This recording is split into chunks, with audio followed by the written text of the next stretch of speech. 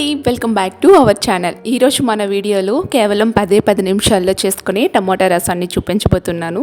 ఇలా టమాటా రసం చేసుకుని ఒక ఆమ్లెట్ వేసుకొని దీంతో తింటే చాలా బాగుంటుంది. ఇంకా కూర కూడా అవసరం లేదు, అంత బాగుంటుంది. మరి అంత టేస్టీగా ఉండే టమాటా రసాన్ని ఎలా ప్రిపేర్ చేసుకోవాలో వీడియోలోకి వెళ్ళి చూసేద్దాం.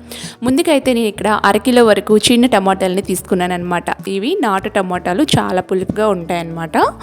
ఇలా తీసుకున్న వాటిని చక్కగా వాష్ చేసేసుకొని నేను వీడియో క్లిప్లో చూపిస్తున్న విధంగా వీటిని కట్ చేసి పెట్టుకోండి. ఇలా కట్ చేసుకున్నాక ఒక బౌల్లోకి ట్రాన్స్ఫర్ చేసుకోవాలి. మనం ఎందులో అయితే టమోటో రసం చేయాలనుకుంటున్నామో ఆ బౌల్లోకి ట్రాన్స్ఫర్ చేసుకొని ఇప్పుడు వీటిని స్టవ్ పైన పెట్టేసుకోండి. ఈ విధంగా కట్ చేసి ఒక కప్పు వరకు వాటర్ వేసుకొని కొంచెం సాల్ట్ వేసుకోండి.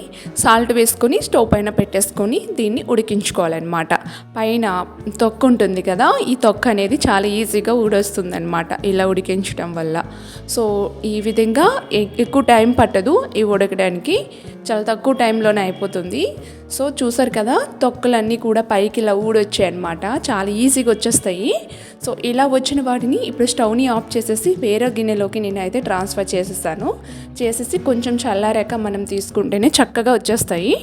సో ఈ విధంగా అన్నింటినీ కూడా పైనుంచి ఇలా తీసేసి మీ దగ్గర కనుక మ్యాషర్ ఉంటే మ్యాషర్తో చక్కగా మ్యాష్ చేసేసుకుంటే చక్కగా మ్యాష్ అయిపోతుంది. లేదు అనుకుంటే ఇలా ఏదైనా గుంటగత్తెని తీసుకొని చక్కగా దీన్ని ఇలా నేను వీడియో క్లిప్లో చూపిస్తున్న విధంగా ప్రెస్ చేస్తూ ఉంటే ఇవి చక్కగా మనకి టమాటో ప్యూరీ చాలా ఈజీగా వచ్చేస్తుంది అనమాట. ఇలా వచ్చిన వాటిని పక్కన పెట్టేయండి. మనం ఎందులో టమాటో రసం చేయాలనుకుంటున్నామో ఆ బ్యాండీని స్టవ్ పైన పెట్టుకొని స్టవ్ ఆన్ చేసుకోండి. నెక్స్ట్ ఇందులోకి ఒక 2 టేబుల్ స్పూన్ వరకు ఆయిల్ తీసుకోండి. మరి ఎక్కువదు 2 టేబుల్ స్పూన్ల ఆయిల్ వేసుకొని ఆయిల్ కొంచెం వేడైన తర్వాత 1/2 స్పూన్ ఆవాలు 1/2 స్పూన్ జీలకర్ర వేసుకోవాలి. ఇలా వేసుకున్న తర్వాత సన్నగా కట్ చేసి పెట్టుకున్న ఒక మీడియం సైజు ఉల్లిపాయని ఇలా స్లైసెస్గా కట్ చేసేసుకొని వేసుకొని ఫ్రై చేసుకోవాలి. ఇవి మరి ఎక్కువగా ఫ్రై చేసుకోవాల్సిన అవసరం లేదు, మరి క్రిస్పీగా అవసరం లేదు, నార్మల్గా ఇలా ఫ్రై అయితే సరిపోతుంది. ఇప్పుడు 5 లేదా 6 వెల్లుల్లి రెక్కల్ని దంచుకొని వేసుకోండి. అలాగే దీంతో పాటు మిరియాలు ఒక 10 వరకు తీసుకొని దీన్ని కూడా కచ్చపచ్చగా దంచుకొని వేసుకొని ఫ్రై చేసుకోవాలి. నెక్స్ట్ వచ్చేసి పచ్చిమిర్చిని ఒక 2 కట్ చేసేసుకొని వేసుకోండి. అలాగే ఎండుమిర్చి కూడా ఒక 2-3 వేసుకోండి. ఇలా వేసుకొని చక్కగా ఫ్రై చేసుకోవాలన్నమాట. వీటిని స్టవ్ని మీడియం ఫ్లేమ్లో పెట్టుకొని ఫ్రై చేసేసుకోండి. ఇలా ఫ్రై అయిన తర్వాత ఇప్పుడు ఫైనల్గా ఇందులోకి ఒక 1/2 టేబుల్ స్పూన్ లేదా 1 టేబుల్ స్పూన్ వరకు అల్లం వెల్లుల్లి పేస్ట్ వేసుకొని దీన్ని పచ్చివాసన పోయేంత వరకు కూడా ఫ్రై చేసుకోవాలి. ఇలా ఫ్రై చేసుకున్నాక ఇప్పుడు 1/2 స్పూన్ పసుపు, మనం పచ్చిమిర్చి ఎండుమిర్చి వేసుకున్నాం కాబట్టి కారం ఒక 1/2 స్పూన్ వరకు వేసుకోండి. అలాగే సాల్ట్ ఒక టేబుల్ స్పూన్ వేసుకోండి.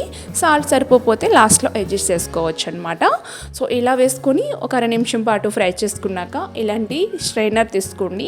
స్ట్రైనర్లోకి మనం ముందుగా మ్యాష్ చేసి పెట్టుకున్నాం కదా టమాటో ప్యూరీని మొత్తం కూడా యాడ్ చేయండి.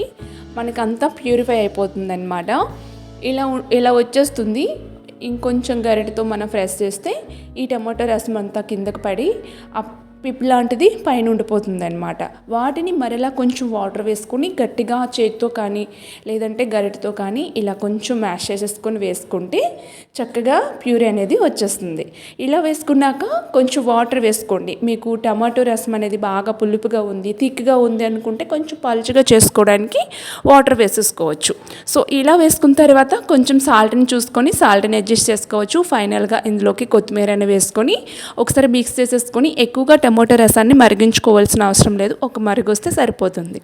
ఫైనల్గా రసం పౌడర్ కొంచెం వేసుకొని దీన్ని ఇంకొక 1/2 నిమిషం పాటు మరిగించుకొని కిందకి దించేసుకుంటే సమ్మండి చాలా బాగుంటుంది రసం అన్నమాట.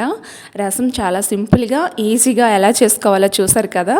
నేను చెప్పే ఈ ప్రాసెస్లో టమాటా రసం పెట్టండి, చాలా బాగుంటుంది. Ready to eat. Thank you.